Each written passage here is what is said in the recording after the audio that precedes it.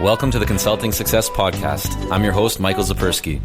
In this podcast, we'll dive deep into the world of elite consultants, where you'll learn the strategies, tactics, and mindset to grow a highly profitable and successful consulting business. Hey everyone, it's Michael Zapersky, and today I'm very excited to have Jennifer Brown join us. Jennifer, welcome. Thank you, Michael. So Jennifer, today you run a multi-million-dollar consultancy working with clients like Adobe, Coca-Cola, Samsung, Starbucks, Hilton, Google, Novartis. I'm running out of breath. There's just so many, but many Fortune 500 brands that people listening right now or watching this would be familiar with. I want to get into that. I'm really interested in hearing your story of how you got into kind of building the business, but I want to start before that. So kind of take us back to the beginning, because if I'm not mistaken, you were an opera singer. Is that correct? I know. How did I get from there to here? Take us through that. So I think you had some injuries, right? Vocal injuries or otherwise. So just kind of walk us through what that life was like. Because except for listening to a bit of opera, every once in a while when I get into the office here, didn't introduce us to that world. Yeah, it's a crazy world. And it's as difficult to make it in that world as they say. I guess I had to just figure that out on my own though. So through the course of training, I injured the voice, had to get a couple of surgeries, and had to ultimately reinvent. And what I like to say is I was kind of pulled along by ex-performers who loved being on stages, but had translated into the leadership development world. And I didn't know that that was a thing at the time, but I followed their lead. And I ended up getting a second master's degree after my vocal performance degree in organizational change at Fordham University here in New York. And I really found my passion and my calling. I loved the work. It was so humanistic. I loved facilitating a lot, obviously, because as a performer, that's a comfortable place for us. And but I also learned about the ins and outs of organizational change and effectiveness and leadership and team development and group dynamics. And it was so eye-opening. And so I ended up getting HR roles in a series of corporate environments. And I thought maybe I'd be ahead of learning and development, but I got laid off at one point, and I said, I think I want to be external. I think I want to be a consultant. I read Peter Block's book, Flawless Consulting, which I'm sure everybody on your podcast knows about. And it dawned on me I could get my expertise utilized in this way and be super creative with it and get paid to do it. And that just like ignited everything. So I started my own company. I hung out my shingle, got my first couple of clients, started to build my team, and found this kind of niche in this corporate consulting world with leadership development. I'm going to jump in because I think we're getting there. You've covered too much ground there. I want to give you a moment to have a little sip of water if you need, but let's peel that back a little bit. So when you made the transition from the opera world, right, you said you went out and got kind of another degree. Was that where you started to develop your skill set around kind of organizational development, or was it actually when you were in the workforce and doing the facilitation that you developed it as part of that? That's a great question. I mean, you learn the theory in the classroom, and actually our program was taught by working consultants. So they literally brought in their contracts with clients, and we would use that as a teaching tool. So I could actually see how do you use the concepts that Peter Block talks about, like how do you construct the relationship? How do you put the boundaries? What's a statement of work? How do you price for your services? So that was a huge aha moment. And I think then the application of it was when I then subsequently would become a trainer. And I delivered 1 year over like 200 programs and soft skills. And so that was the meat on the bones of how this actually is talked about in the classroom. And how do you facilitate adults through the process of talking about like learning how to lead or manage teams or manage time, 20 different topics. But then I think that becoming a consultant was yet another leap from being a trainer. So trainers deliver programs, but facilitators are curious about the dynamics in a group. Were you working internally, were you an employee at that time when you were delivering the 200 sessions a year? I was actually a trainer for hire. And so I worked for a small training company that designed all the programs for me. And then I would go forward and deliver them. Okay. So that's really interesting, right? Because a lot of people find themselves in, I think, similar situation where, and feel free to grab a sip of water there. Thank you. I'm sorry about that. Yeah. So what I'm wondering is essentially it's almost like you're a contractor, right? To a degree, you're not having to do any of the business development. You're just getting the clients. You just show up, you deliver, you get paid for it. A lot of people feel that they call themselves consultants, but essentially, they might be doing consulting work, but they're really working more like a contractor. They don't have a business. They have their expertise that they're delivering. And you made that shift, right? From delivering your expertise to actually deciding to to build a business. Talk to us a little bit about what was going on in your mind. Why did you decide, like what made you think, yeah, you know what, I don't want to maybe rely on just one source of business, or like what was it that made you go out and build your own business? Yeah. If you'd asked me before I built JVC, like if I wanted ever to be the boss who's responsible for everything, I would have said, no way. I just want to go in and deliver, and have somebody else administer the work, sell the work, invoice for the work. And I was just the talent. And I loved being the talent for a long time, actually. And that was where I actually cut my teeth, honestly. It was like 10 MBAs in the space of a couple of years, because once you're in these corporate classrooms enough times, you're like, you become really knowledgeable. You know exactly what people are going to say. But I think what happened is I got this giant client of my own, and I stopped subcontracting, and I LLC'd. And I thought to myself, I've got more work than I can handle and service. And I didn't want to say no to the work. And, so I started. How did you get that first client that you landed there on your? It was a family connection. Believe it or not, it was just a next door neighbor of my sister who worked for, I'll say who it was. It was Cisco Systems, which, what a first client to have.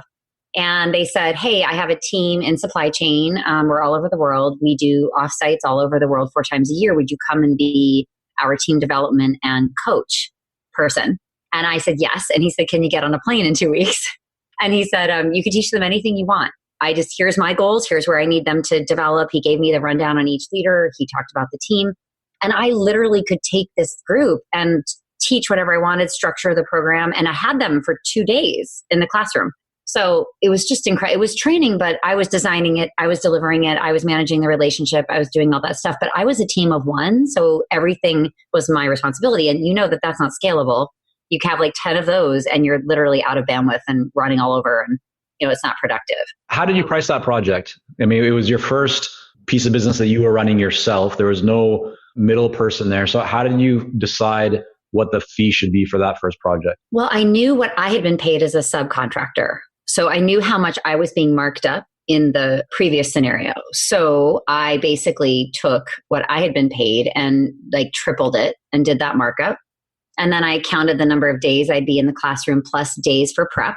And then, by the way, traveling to Asia and Europe and all, do you charge for travel? I think what I did is kind of roll an amount together that I felt would cover all that, and then put that price in front of them. And at the time, they had these like incredible deep pockets. I was so lucky. They didn't blink. So I was off and running. And that was the aha moment for me to say, wait a second, maybe it wouldn't be so bad to run the company and not be the one in the classroom. And that was subsequently what I would then build. Love it. Okay. So now let's get into some more fun stuff. So you got the first client, right? That's going well. It gives you some insight into what things potentially could be like for you. You mentioned you went ahead and built a team. Obviously, it's grown considerably since then. But talk to us about how did you go from having that first client, which obviously is a well-known brand name, to going out and getting your second, third, fourth, fifth clients? What did you do to start ramping things up? Yeah, I knew that having a client that was responsible for 80% of your revenue is never good. I know I've been paying attention.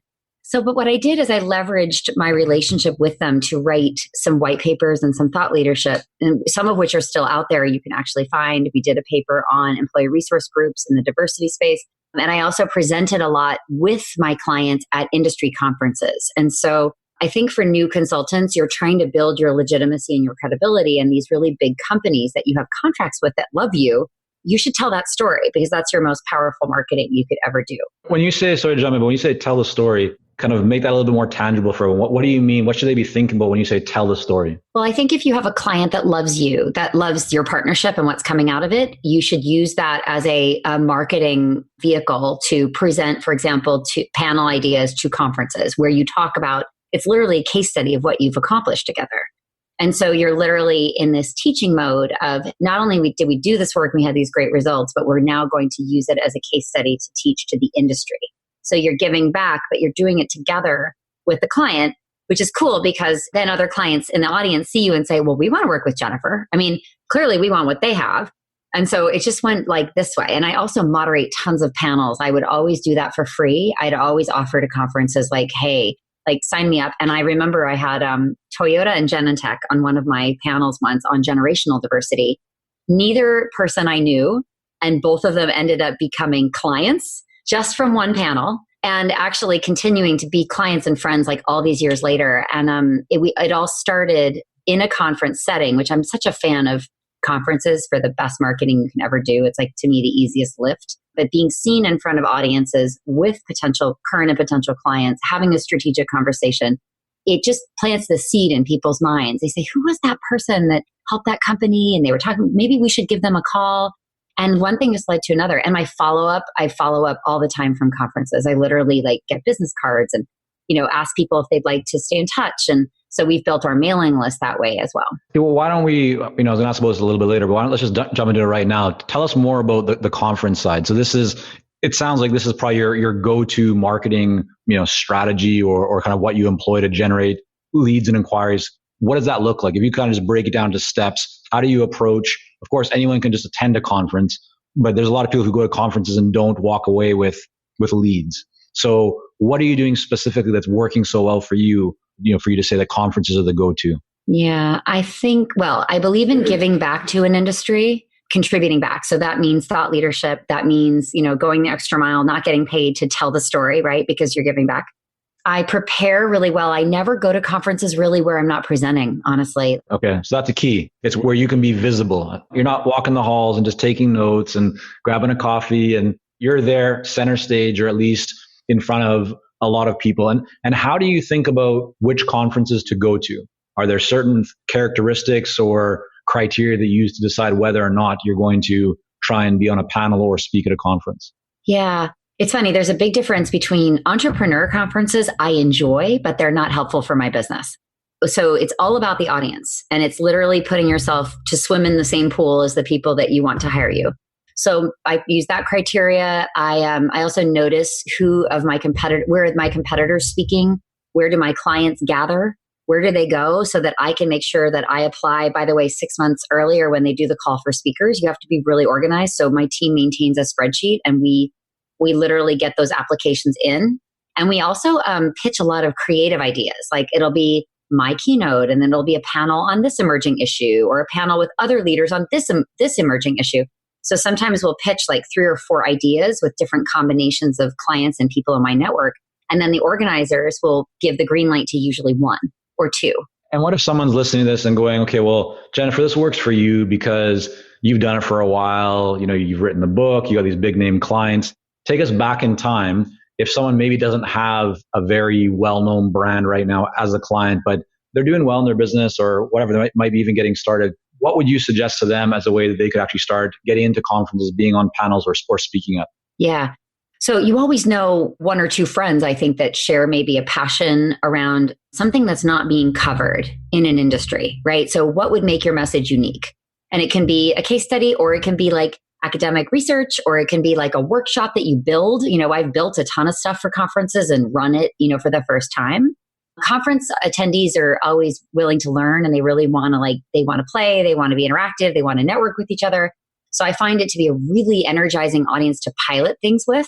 I also would say cozy up to the organizers. So always know the head curator of conferences if you can. And you earn that, by the way, by going to the conference and kind of finding that person, introducing yourself, putting yourself in front of them, and then applying perhaps the next year so that they have a name with a face. So unique value proposition, make it interactive, solve a curator's problem. Every conference organizer is always trying to make sure they're kind of covering the industry. And if you bring up something that you've done your homework on to say, I don't see a lot of speakers on this or on this, let's do something, let's put something together, that can get you in the door. Really good. That's awesome. So let's now go back. You landed kind of your first client, then went off and got the next few clients. At what point did the business model change for you? At what point did you decide, okay, we're delivering these trainings, but I want to go beyond that? When did it change to a different format, or how did you actually start kind of scaling the business? Yeah, I tried for many years. Yeah, the Cisco client said to me one day, you don't have to be the one that comes and delivers. You can send somebody else in. And I was like, what? So that was the seed. I was like, oh, yeah. Okay. So now I'm going to start working on the business, not in the business, like I often say, stealing that from eMyth. And I can then focus on marketing and sales and building relationships and thought leadership and our brand.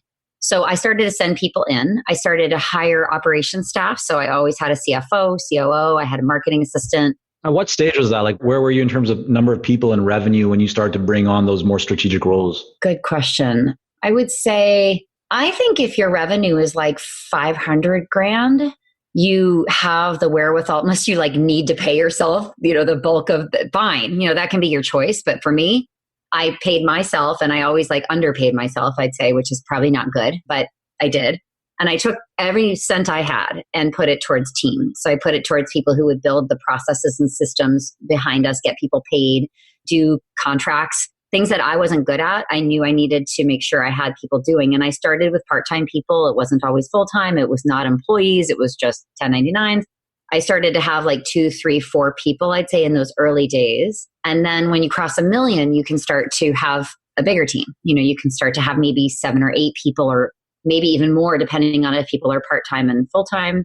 And then the team kind of switched over the years. I have client-facing consultants who are always 1099s because they've got other projects. I still have that today.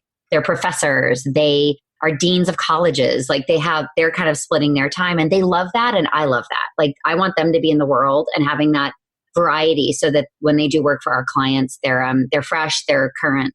But then I have like a whole infrastructure team right now of senior people and junior people. And the senior people are really critical because they're the ones that like manage the business, the consulting business. So I can go write books, keynote, and I have a whole separate team that assists me with like my speaker business. Even though it all rolls up to the same, we sort of bifurcate it between my brand as an author speaker and the work that the consulting company can do. And they literally feed each other now. So we have a team of 25 people or so. And yeah, I think it's really working well. And what I love about it is, as a speaker and an author, you can plant a lot of seeds, but I love that we have a fulfillment mechanism where we can actually follow through and do the work that I'm talking about on the front end. And to me, that feels like impact. It's not just a shiny object. It's literally like, and we will roll up our sleeves and help you actually build this and make it happen. So a lot of consultants who are in a similar place, like their revenues are growing, they're feeling like they're starting to hit capacity, but there's fear in terms of going out and bringing on new people, right? It's, do I really have the ability? Is this going to be sustainable? There's lots of challenges that people have around building a team. What have been some of the best practices, or just if you were to give some advice to someone who is doing well, but they're getting to that place of capacity, they want to hire someone or several people, but they don't actually know how to go about it, or they're facing some fears. Like, what advice might you offer someone in that position? Yeah, I think that a lot of founderitis might be that you always have to be doing the work yourself and that you're a control freak. And that is not me, but it's a ton of founders. I was lucky that I was kind of tired of the work a bit. Like, I really did want to work on the business and grow it. And other people were very happy to come under my banner and just do the work because they didn't want to sell the work. So it was this really nice synergy. And I think you just have to be honest with yourself.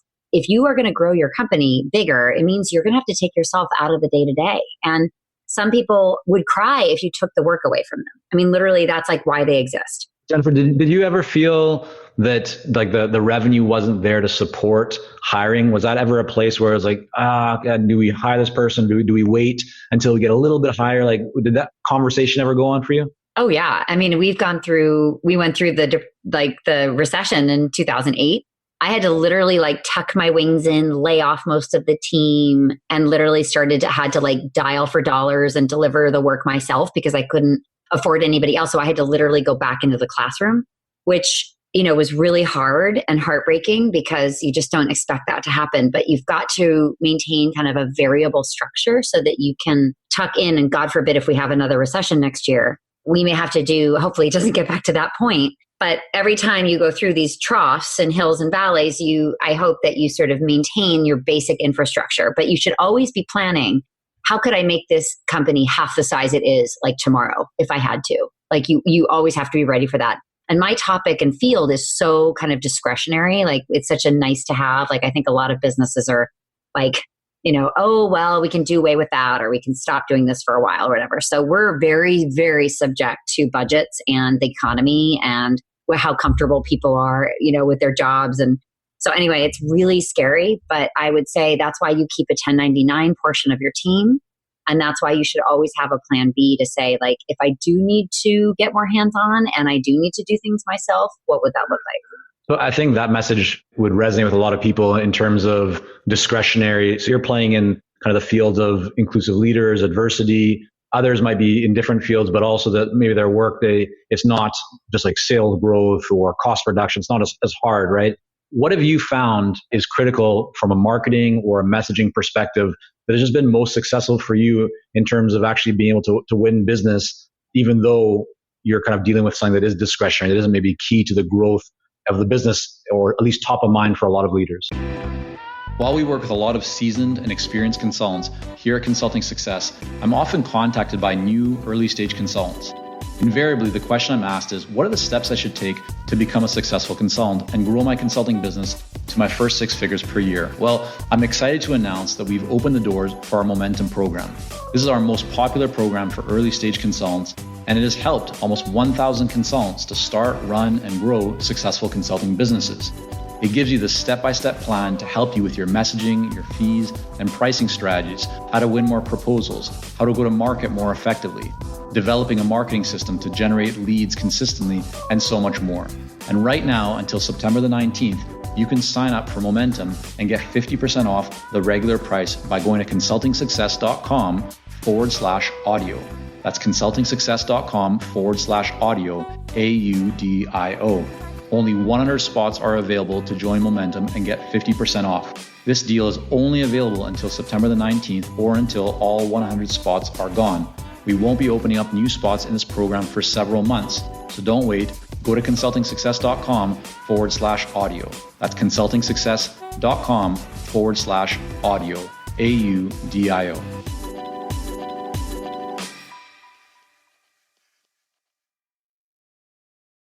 Oh, it's so hard. Yeah, our field is really small. And I know all my competitors, most of them. I think look, I mean, maybe our differentiator is not cost. I don't think I would say that. I'd say expertise and sort of the reputation that I have worked really hard. I mean, not every founder and company has books, right? So that's another way to kind of distinguish yourself. White papers, being quoted in major media or in like research papers, and having an amazing team that has a great reputation, which I think we do, and we've worked really hard to have, is that precedes us. I'm always speaking and people are like, oh, I saw her here and I saw her there and I heard her interview here, and like having a podcast. I have one and I'm on them all the time. So we've really, really invested in getting the word out in multiple channels. And I'm just lucky. Sounds like thought leadership is very big for you. It's really big. I think that when you're selling people and knowledge and not widgets, you've got to create a reputation that's strong. And you, like I said earlier, you got to give into the field. Like you have to be a trailblazer. And so people look to us to say, hey, what's next? So we're writing about what's next all the time. We're sort of trying to document that. And I'm weighing in. And I think thought leadership is critical for service-based businesses with that are people at its core. I mean, all we are is what's in our heads and how we solve problems. That's our value proposition. And the other thing is how many companies you work with. I think leveraging your broad industry sort of know-how and what you've seen, that is a lot of our currency, is knowing how this is going to turn out. Like, for your company, I saw it over here. Maybe you could try it here with some tweaks. It's not book learning and it's not learning from a certificate program. It's literally like having seen things work out or not in the trenches and understanding like, so if we take this and put it over here, because businesses are always leveraging best practices. I mean, that's like the whole thing. So, if you have a bird's eye view on that, I think it really builds your credibility because they're all at the end of the day very competitive with each other. So, and when you're talking about right now, Jennifer, it sounds like you almost went from success to success in terms of thought leadership. But I think there's a lot of people might be in a position where they've gotten business coming in. They've never really had to go, hunt for new opportunities. Like it's just been referrals of their network. Then they wake up one day and go, okay, I need to generate more business. My pipeline is drying up. They look at content, they look at thought leadership, but they go, well, I keep hearing this stuff takes time. I don't know if I can, should I be doing this? What was your experience? I mean, did you have any quick successes with thought leadership and content? Was it speaking, or was there just any advice you'd offer people around the content and thought leadership? Yeah. Well, I always say look, you could do a blog on Medium. It doesn't need to be in Forbes or whatever. I mean, you can always be writing about your experience, and you can always tell even one successful story or successful implementation if you can get the client to agree to tell it publicly and run through all legal and whatever you need to do. You can still get it out there. You can do, self-publish a book very early in the process. I think books are really legitimize your message. I mean, I always say I'm the same consultant I always was, but the book changed everything. The book put us on the map. It's something people can hold in their hands. It can reach way more people than my talks or our workshops can. So it just really, when you think about your social media outreach on LinkedIn, for example, tagging people in your industry to draw their attention to certain things that you write, or maybe an interview that you did, just kind of, I think you've got to be working all these channels because you don't want it to dry up. And I think what you've got to do is be investing even in flush times. Never assume that you can stop kind of feeding that front end of the pipeline and generating more interest. I wouldn't say leads because leads are hard to get. I think you generate attention and interest and you add value and you sort of are this like consistent voice. And, when somebody has an opportunity, they'll say, oh, I've read everything Jennifer writes. Like, why don't we hire her? Or what about their team? And so it's really like that steady drip. Staying top of mind, right? Yeah. It's really important. I say this a lot to our coaching clients. Like, it's easy, especially when things are going well, to become complacent, right? To just feel like, oh, I just need to deliver. I'm so busy. I don't need to market as much anymore. I've gone beyond that. And then of course, what ends up happening is the pipeline does start to run dry. All those, like the seeds that you plant today often don't actually show results for 3 to 6 months down the road. So you got to always be planting the seeds consistently, right? So you can keep benefiting from them going forward. I have a note down here that between 2017 and 2018, your company grew by something like 70%. You can correct me if that's wrong, but I'm wondering if that is correct. What kind of had the biggest impact on your growth during that time? I got a fabulous couple of new team members, I'd say, who just like a dedicated sales team is huge.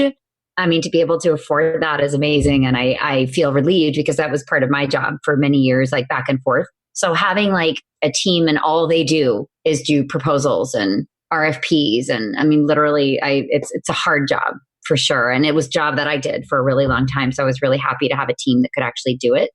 And so I'd say that, and then the response to the 2016 election, I think, and a lot of things that happened subsequently has really galvanized corporate America to pay attention to this topic that we focus on.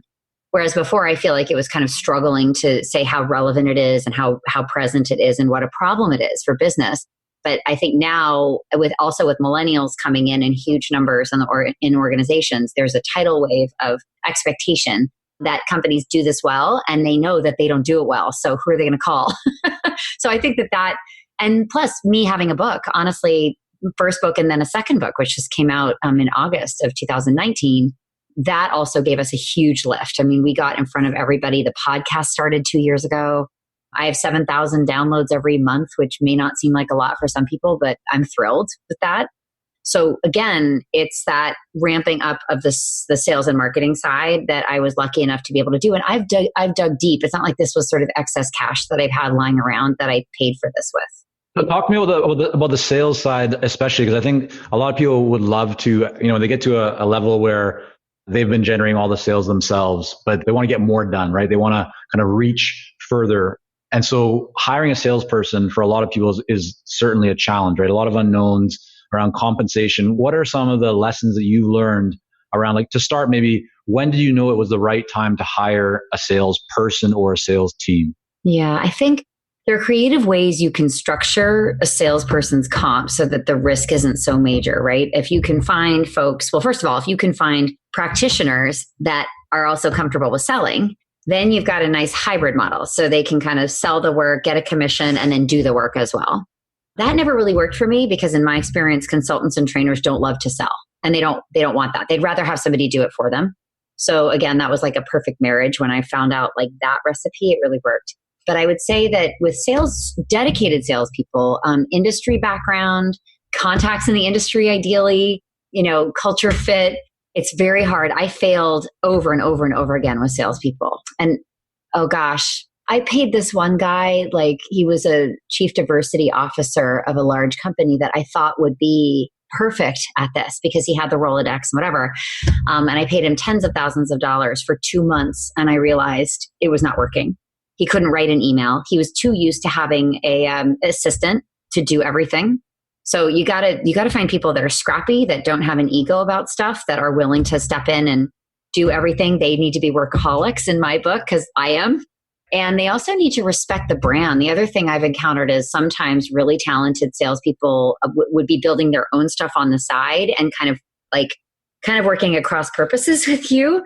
So I also have encountered, I've had people steal clients from me, and it's going to happen. Some of that's going to happen when you trust people to lead your business. There's no way you can kind of protect yourself 100%. You can have all the contracts. Did you have like a kind of a non-compete or anything like that in agreement? I do, but are you really going to go to court about this stuff to like fight for that client? Like realistically, I mean, you get $10,000 into legal bills, and like it's just so painful. It's like, I can't, just take it, just take the client. And it was very heartbreaking because you trust people, you bring them into the fold, and then they do that. And it sucks, honestly. But I hope those days are behind me. I hope we have the kinds of controls in my business now where that's not going to happen. I have a very vigilant CFO, strategic advisor, like, everything goes through the senior team. So there's no funny business. There's no, like, if somebody is pitching their own business at the same time as they're working on our business, like, I'm going to know about it because we have those checks and balances. But I think when I was first building the company, I couldn't be everywhere at once. And I didn't have people looking out for that side of the business and sort of making sure that everybody was behaving appropriately. And it's just very difficult. I mean, particularly I'm sending people on planes to go into classrooms, and deliver our stuff. And it's just been, I have held the vision, but I'll tell you, it has felt very risky what I've had to do in order to build my company to the point it is now.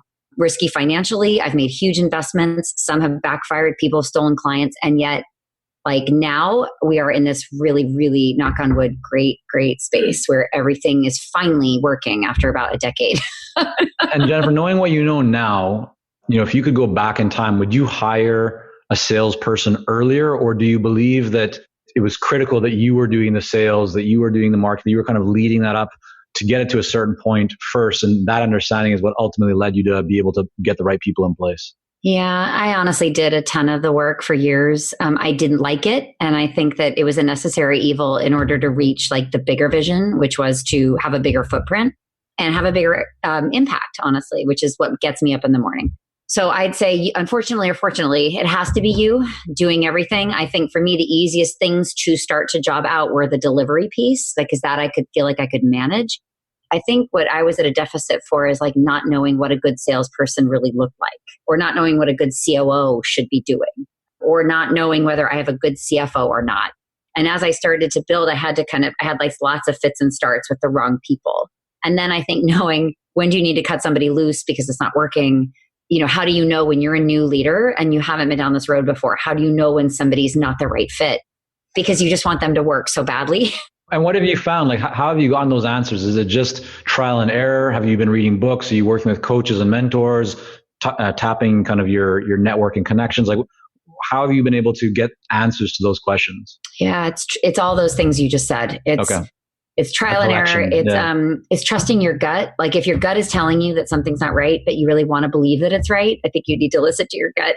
You need a board of advisors that only has your best interests at heart. I would say that was like the biggest, and I don't know who those people would have been, but I do think if you have the opportunity, get people that have your back, that have been down the road before, that really believe in you and your vision, and who you can run like new hires by. You can run comp strategies by. Really think of it as the people who are going to keep you safe so that you don't make those costly mistakes.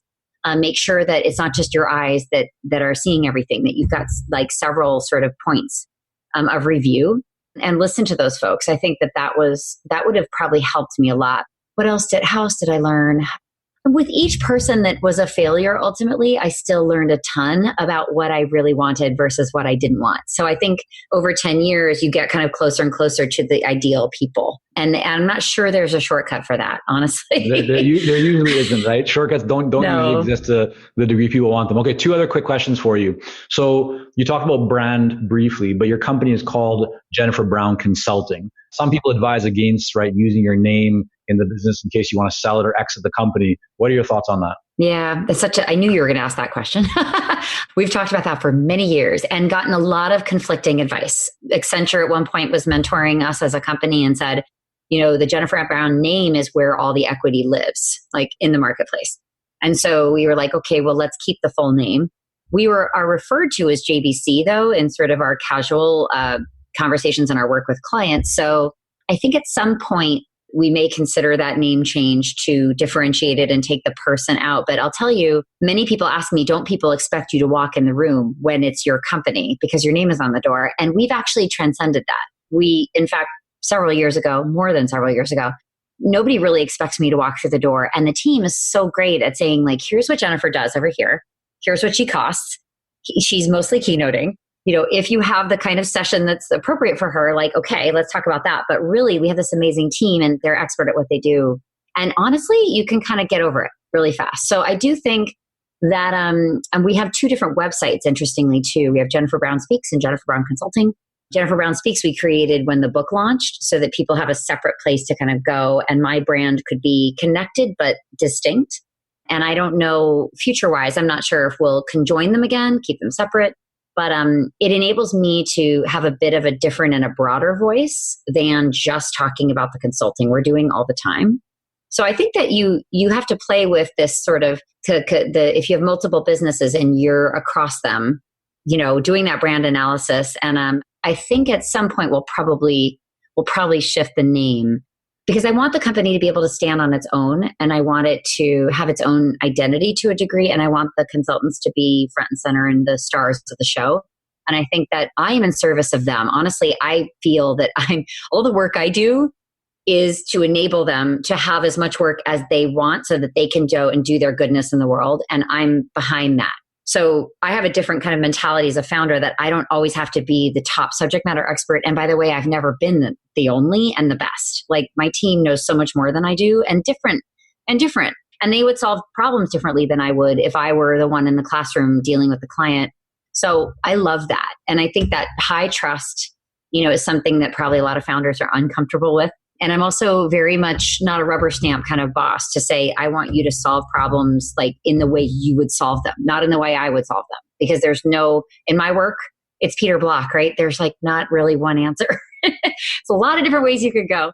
So I love that dynamic. I feel like I work for the team members and I'm out here trying to generate as much business as I can so that we can make more of an impact and we can have as many arms and legs as we possibly can so that we can influence the whole conversation, which is the goal. There we go. Fantastic. Well, you answered my second question, which is where should people go to learn more about you and your work? But is one of those websites better than the other? I mean, where should we direct people? We'll link up both or kind of both URLs, but is there one that people should remember? Yeah. I mean, your audience is a lot of consultants building their own businesses. So they may be less interested in Jennifer Brown Consulting because it's more of that's a B2B, like mostly corporate website, right? It's like sort of here's the team. Although we're going to link up both. Let's just make it easy. We're going to have a link up Jennifer Brown Speaks and Jennifer Brown Consulting. It'll be the full transcript, the show notes. Jennifer, thank you so much for coming on. Really enjoyed the conversation. Thank you so much. I have enjoyed this a lot. Thanks for asking all these great questions. All right. Thanks. Talk soon. Thank you for joining us on this episode of the Consulting Success Podcast. For more episodes and to subscribe, rate, and leave a review, head on over to iTunes. And if you'd like to develop consistent lead flow and a highly profitable consulting business, learn more about our coaching programs at consultingsuccess.com.